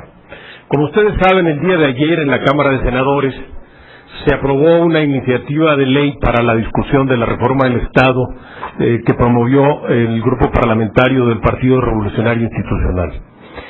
Muchas gentes nos han preguntado por qué una ley para que los legisladores puedan cumplir su obligación primordial, que es legislar. Esta es una ley que da un marco de trabajo, una ley marco que genera un método de trabajo para discutir la reforma del Estado. se nutre de experiencias de derecho comparado positivas en Argentina y en España y en nuestro propio país, como el caso de la ley Cocopa, que en momentos de crisis del conflicto chiapaneco, si no lo resolvió, por lo menos permitió restablecer el diálogo. Responde también esta ley a las experiencias que se vivieron en el sexenio pasado, donde en materia de reformas estructurales, con frecuencia los ciudadanos mirábamos azorados cómo el presidente Fox y el Congreso jugaban al teléfono descompuesto. De pronto el presidente decía: el Congreso son unos malvados, no me han aprobado mi reforma energética y por eso no hay estancamiento en la economía del país. Y los energéticos son caros. Y los legisladores le contestaban: pues ¿cuál? Si no tenemos aquí ninguna iniciativa de reformas energéticas propuesta por el Ejecutivo. O bien se daban casos que en la Secretaría de Gobernación se pactaba con la dirigencia nacional de algún partido político, pero su grupo parlamentario o otras corrientes de ese partido político no reconocían los acuerdos que había firmado la dirigencia. Entonces, por eso esta ley propone crear una gran comisión ejecutiva donde estén representados los coordinadores de los grupos parlamentarios de las dos cámaras del Congreso de la Unión, y que se invite a los dirigentes nacionales de los partidos políticos que también asistan, así como también a un representante del Poder Ejecutivo Federal. Por otro lado, se crean dos comisiones de apoyo: una comisión integrada por expertos en derecho, politólogos, a donde serán enviados los acuerdos para que los conviertan en iniciativas que se sometan al Congreso de la Unión, y otra comisión que organice la gran consulta ciudadana. Se establece un temario que incluye asuntos tales como la revisión del régimen democrático, la forma de gobierno, el régimen de Estado y forma de gobierno, la democracia y el sistema electoral, el federalismo, la reforma hacendaria, la reforma al Poder Judicial y al sistema de justicia, y la ampliación de los derechos sociales, la inclusión en nuestra Carta Magna de la nueva generación de derechos sociales. Se fija un plazo de 12 meses que, como decía Arturo Núñez, puede parecer muy corto, pero que la idea es que existe un plazo perentorio para alcanzar estos acuerdos.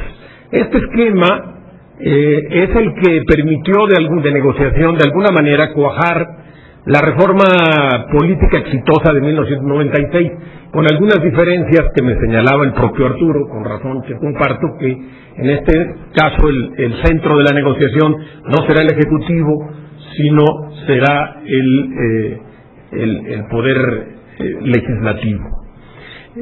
¿Cómo, pues, iniciar los trabajos? A mí me parece, a título personal, que debiéramos trabajar en dos planos. El primer plano debiera de ser partir de un diagnóstico de las zonas de vulnerabilidad que tiene el sistema político mexicano y cómo cancelar esa vulnerabilidad. Y el segundo plano, cómo lograr lo que aquí se ha dicho, un cabal funcionamiento del Estado mexicano, una democracia con mayor eficacia social. En el primer caso, las zonas de vulnerabilidad, voy a poner 3 ejemplos. Más que pensar, creo yo, en reformas jurídicas, deberíamos de hacer aquellas reformas con sentido común, práctico, que cerraran la posibilidad de que este país se vea afectado por crisis políticas. Estos 3 casos, por ejemplo, el de falta absoluta del presidente de la República, el procedimiento de sustitución de lo que sería el presidente provisional, el interino o el sustituto, en caso de la desaparición del presidente constitucional, es absolutamente obsoleto y anacrónico. Podría sumir al país, si se llegara a esa eventualidad, en una enorme crisis política, porque se requeriría, si el Congreso no está reunido, que la Comisión Permanente designe un presidente provisional, se convoque a un periodo extraordinario y se elija un presidente, ya sea el caso interino o sustituto. Esta medida de que sea la comisión permanente, pues es una medida a todas luces obsoleta de los años en que reunir a los legisladores podía tomar un mes. Hoy en día, en 6 horas, podrían estar los legisladores. Pero además, ¿quién va a ser ese guapo mexicano o mexicana que sea capaz de conseguir el consenso de 2/3 partes en medio de un clima de confrontación política como los que hemos vivido? Entonces tenemos que legislar para fijar un mecanismo cierto que dé certidumbre a estos casos. Puede ser la vicepresidencia o pueden ser otro tipo de medidas. Segunda zona de vulnerabilidad, que reitero, los hago a manera enunciativa y no limitativa. El larguísimo periodo que transcurre entre la elección de del presidente y la toma de posesión. Tenemos que, a partir de que se elige el nuevo presidente, ya nadie le hace caso al presidente que está en funciones, o bien el presidente que está en funciones ya no le interesan los asuntos de Estado y está pensando en mejor tomarse unas vacaciones, inventar un viajecito a Australia o algún otro lado y ya quitarse los problemas de este país tan latoso. Entonces tenemos que acortar ese periodo para reducir esa franja donde hay grandes riesgos de ingobernabilidad democrática. Y la tercera zona de riesgos de crisis política, pues la vivimos en el 2006, que son las elecciones competidas, que nos dan lugar a un conflicto postelectoral que puede sumir al país en una confrontación que, como vimos, tuvo costos sociales, políticos y económicos muy altos. Entonces, pues hay que recurrir al único método que tenemos los políticos, que es ensayo-error. ¿Qué nos llevó al conflicto postelectoral del 2006? Y bueno, vamos a ponerle remedio.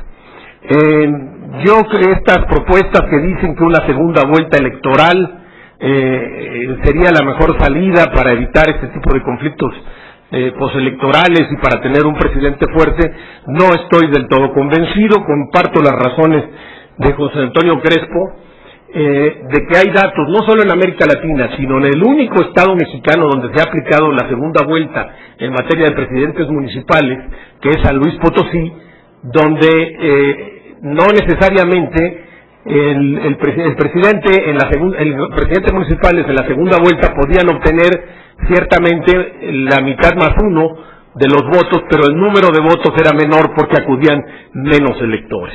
También puede darse el caso de que la segunda vuelta tiende a incentivar la proliferación de partidos políticos y puede hacer que tengas un presidente respaldado por una mayoría, pero con un gabinete constituido a partir de una coalición muy frágil. Entonces tendríamos conflictos de gobernabilidad. Pero además pienso que la segunda vuelta electoral no se adapta a la cultura política mexicana, porque entonces, en vez de tener un conflicto postelectoral, vamos a tener dos. Quiero pensar el escenario, nada alejado de la realidad, de que en la primera vuelta electoral hubiera un empate técnico en el segundo lugar. Y entonces, dos partidos, va a haber un conflicto postelectoral irremediablemente.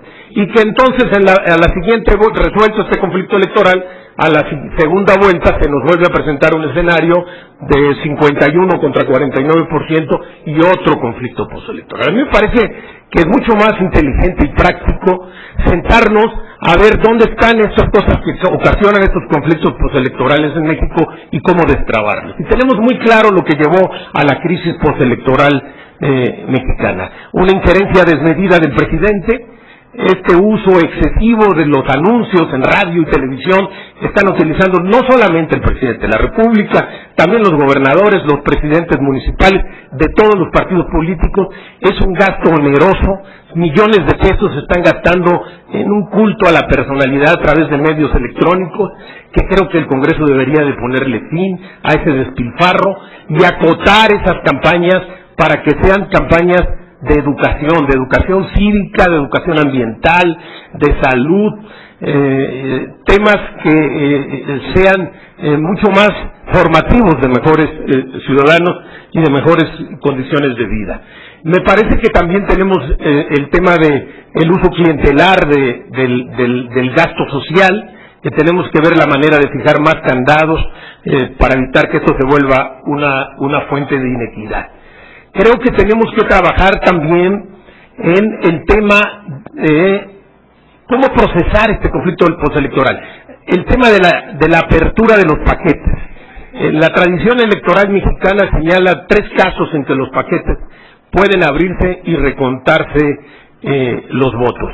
Pues, mostró una enorme insuficiencia en el pasado proceso electoral y el Tribunal Federal Electoral no quiso dar el paso más allá. Entonces, ¿por qué no legislamos de una vez que en caso de una elección con hasta un punto% de diferencia,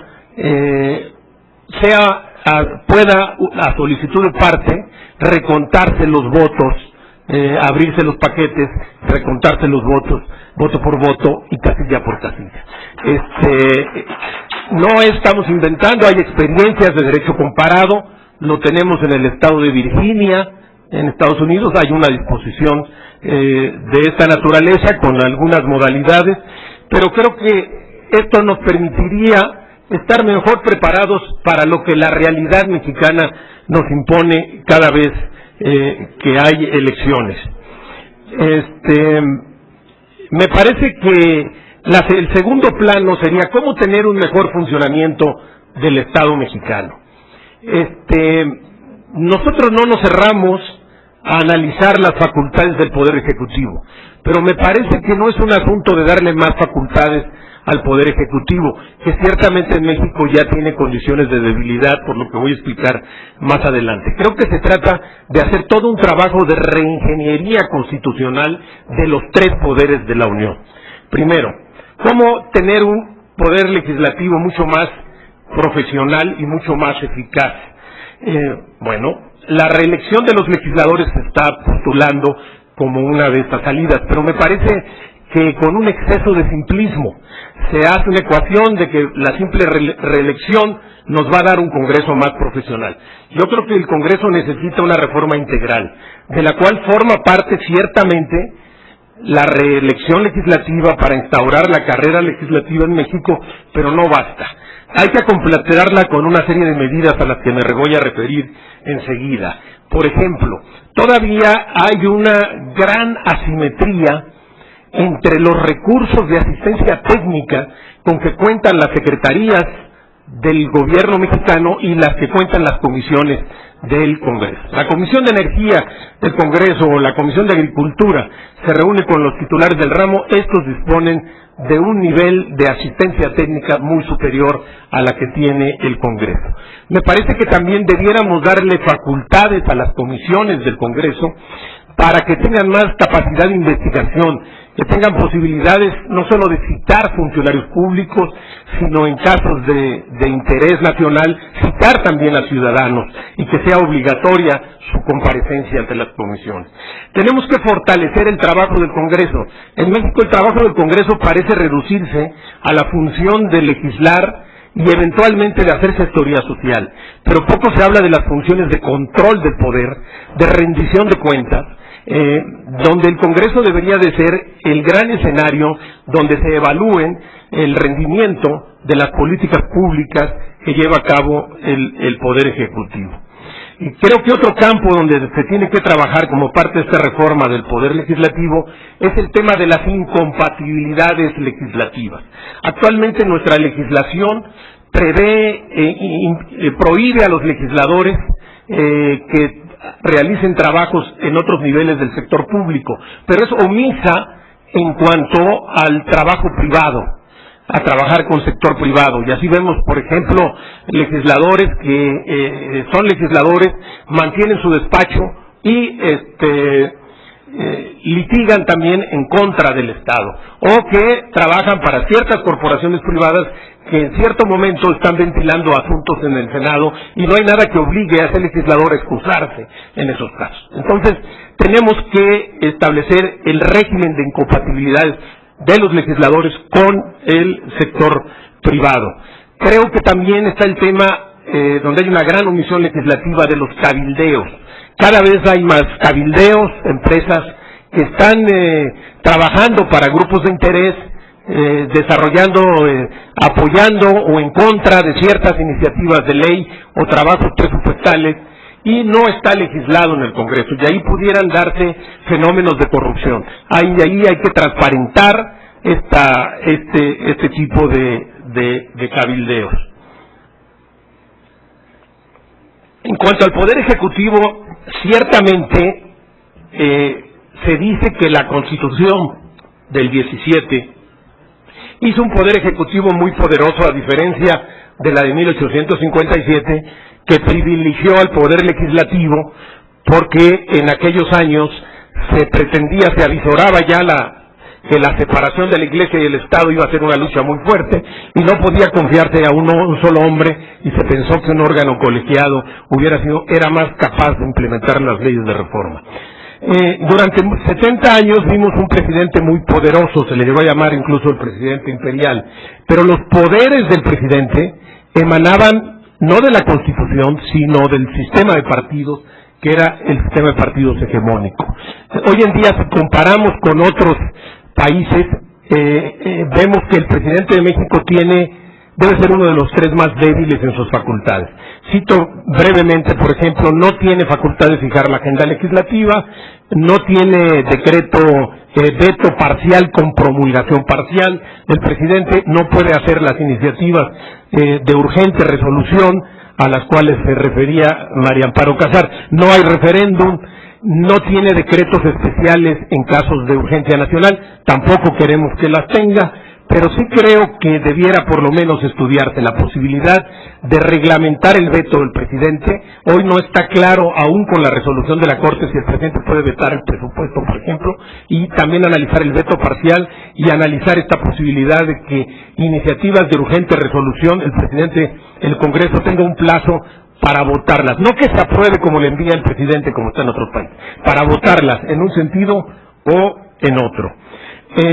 Y me parece que también tenemos que entrar a la reforma del Poder Judicial y del sistema de justicia. En esta materia, México es un país premoderno, nuestro sistema de justicia es vergonzoso, sobre todo el sistema de justicia penal. Ahí hay tres temas entre otros, que serían fundamentales. Debe crearse en México un tribunal constitucional, o la Corte debe ejercer estos temas. Segundo, el amparo debe seguir siendo efecto Otero, o para garantizar el acceso a la justicia a mayor número de mexicanos va a ser el amparo erga omnes.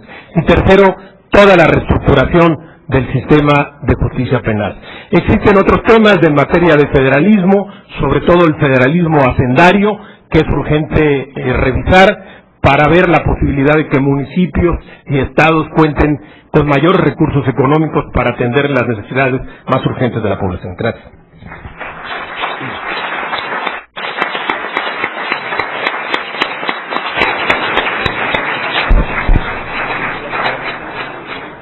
Muchas